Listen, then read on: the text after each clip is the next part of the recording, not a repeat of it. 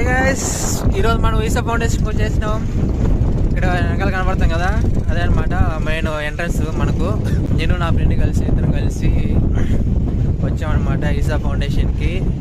నిజంగా ఫుల్గా చూడండి ఎంత బాగుందో, వేరే లెవెల్.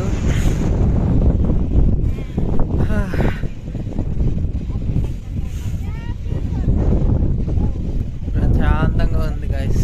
ఈసా ఫౌండేషన్కి రావాలని చెప్పేసి ఎన్నో దగ్గర చాలాసార్లు అనుకునేవాడిని. బెంగళూరుకి వచ్చి 1 year దగ్గర 1 year కావస్తుంది.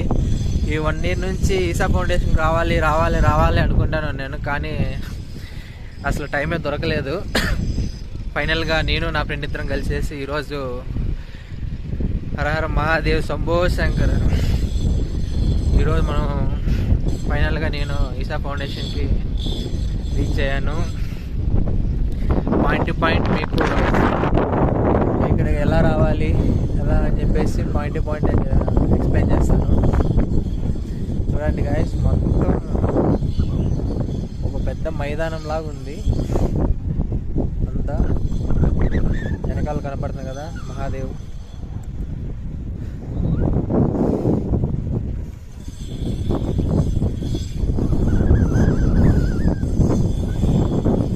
ప్రశాంతంగా ఉంది కదా, ఏ గోళ లేదు, ఏ డిస్టర్బెన్స్ లేకుండా ప్రశాంతంగా నిశ్శబ్దంగా ఓన్లీ నేచర్ గాలి ప్రశాంతంగా ఉంది.